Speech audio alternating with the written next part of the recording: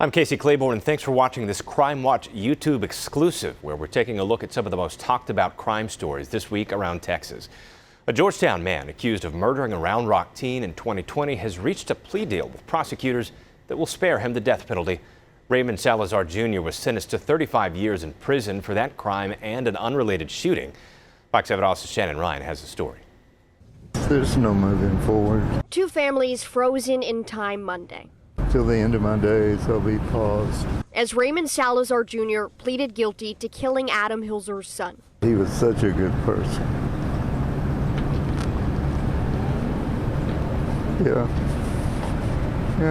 17-year-old Adam A.J. Hilzer. I will find you guilty of first-degree offensive murder. In September 2020, police say Salazar, then 18, and three others drove to meet Hilzer near his dad's house on Rawhide Loop in Round Rock to sell him something. Salazar and Hilzer got into a fight. Salazar had a knife. And essentially tried to remove him from the vehicle by attacking him. Is that correct? Police say Hilzer tried to crawl away, but Salazar continued to stab him. But you do agree that you stabbed him in the chest, which causes death. Is that correct? Yes, sir. Salazar went on the run for more than 8 months after Hilzer's murder. And now there's no more looking over the shoulder. His 35-year sentence for killing Hilzer and shooting someone else a few months earlier, bringing both families, Hilzer and Salazar's,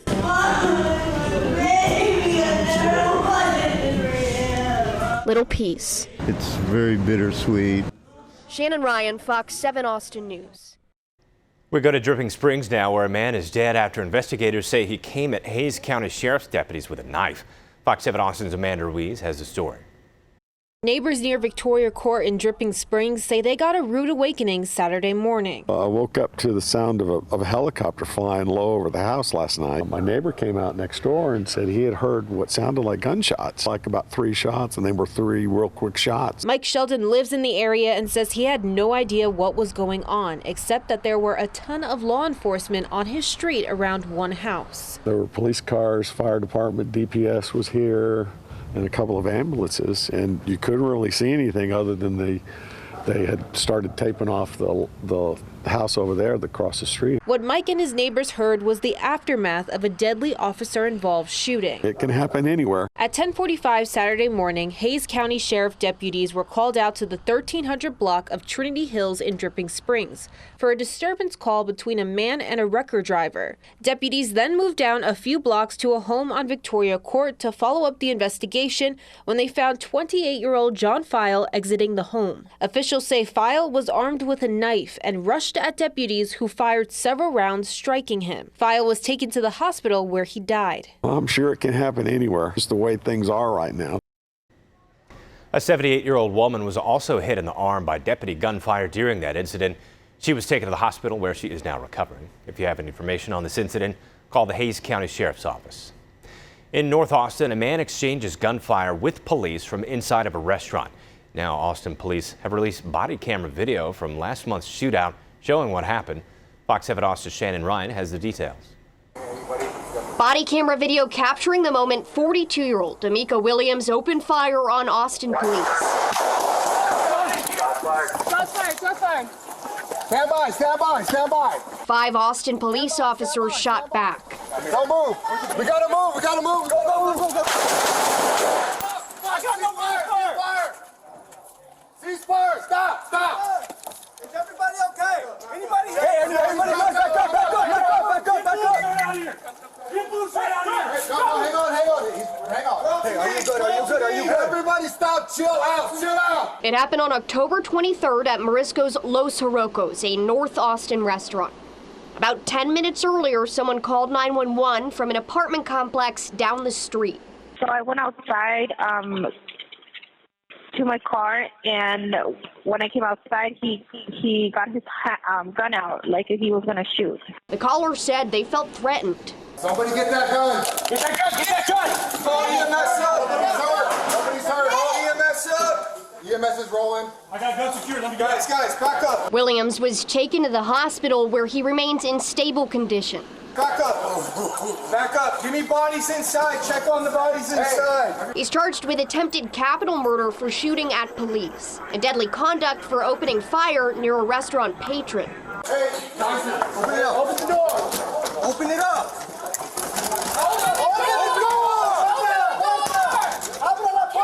Shannon Ryan, Fox 7 Austin News. 3 teens were arrested for illegally having guns outside a Hutto High School football game. Those teens are not Hutto students, but as Fox 7 Austin's Angela Shin finds, the situation left some parents worried for their kids' safety. It's very scary, especially because my daughter was here at the game last night. As Hutto played Pflugerville Weiss Thursday night, a Hutto ISD officer got a tip from someone who overheard something about an argument and there possibly being a gun. Police found a group of 6 people smoking pot in front of the high school. They ran off, but police found them. Officers say the smell of marijuana gave them probable cause to search the vehicle, and they found a rifle and 2 handguns. The rifle was stolen. 2 17-year-olds and 1 16-year-old were arrested for illegally having weapons. Parents reacting Friday afternoon. I just wish they, to do something about it and don't let other kids from other places come here. I just heard those kids doesn't belong to this school. And I think it's up to the parents to keep up with the kids. What are they doing?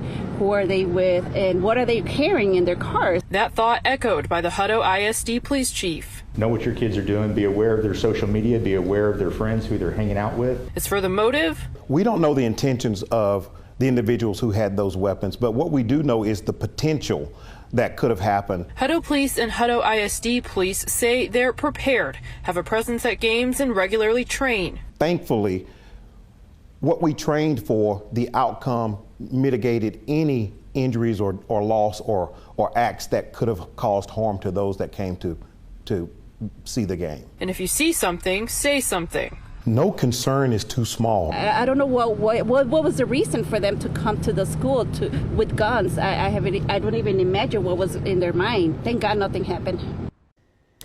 Austin police released a composite sketch of a suspect connected to a kidnapping west of the University of Texas campus. The suspect is described as a Hispanic man in his late 20s to early 30s, about 5'7" to 5'9", has a muscular build and round face. He was last seen wearing a burnt orange hoodie with a round white insignia and loose-fitting clothing. Anyone with information regarding the identity of the suspect should call Crime Stoppers or Austin police. A road rage incident was caught on camera in Lakeway. Check this out. I'll come over and hit you in a second, you little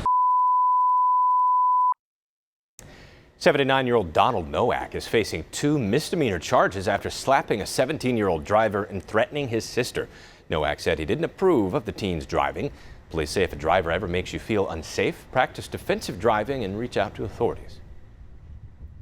And if it gets to the point where you're afraid for your safety or the safety of your passengers, pick up the phone, call 911.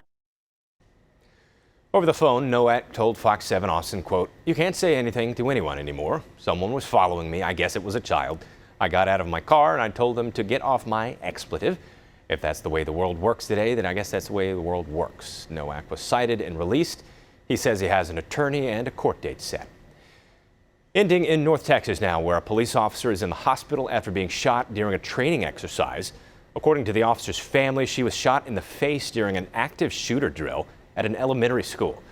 Fox's Peyton Yeager from our sister station in Dallas has the details. Sunday, a Sansom Park police officer remains in the ICU at Fort Worth's JPS hospital after she was accidentally shot during an active shooter training exercise. A GoFundMe confirmed by the officer's family reveals Sansom Park officer Lena Mino was shot in the face and will require additional surgeries as a result of the head trauma. While the wounded officer is recovering, support continues to pour in from North Texas police departments wishing for a speedy recovery. White Settlement Police posted it had officers step in and cover the overnight shift in Sansom Park, allowing officers to be by the side of their injured colleague. Colleyville's police chief tweeted Sunday, "Tragic news out of Sansom Park yesterday. Praying for complete healing." Just after 2 p.m. Saturday, Forest Hill Dispatch received a call of an officer down inside David K. Sellers Elementary. No reason why that in a training scenario, there'd be live ammo in the building, in the room. Charlie Wilkeson is the executive director of Combined Law Enforcement Associations of Texas, or CLEAT, the statewide police union. Wilkeson quickly learned the officer shot was Officer Mino, one of his members. Wilkeson relieved to learn she survived after being shot from a close range. Training is important, but these kind of situations really cause us all to take a pause. Sansom Park Police, Forest Hill Police, and other individual officers from other departments were participating in a previously scheduled active shooter exercise. A third-party company that has yet to be named publicly was contracted to conduct the training. No live ammunition was intended to be fired during the exercise, leading to many questions of how a loaded firearm was mixed in and who fired the weapon. It's still unclear which agency the officer who fired the weapon is from and if that officer's status with their department has been addressed. Wilkeson says non-lethal training ammunition, also known as simunition, is required during training, and live ammunition is never used. A mix-up now the Texas Rangers and the Tarrant County Sheriff's Office are investigating. It seems like they could be avoided, and it's the job of the officers on the ground, it's the trainers and the officers in charge to make sure that nothing like this happens. Peyton Yeager, Fox 4 News. Thanks for watching this Fox 7 Austin Crime Watch. Our exclusive Crime Watch stories run each Monday on Fox 7 Austin News at 9. Again, to learn more about the stories featured today, look for the links below this video. You can also find more stories on our website, fox7austin.com, or subscribe to the Fox 7 Austin YouTube channel.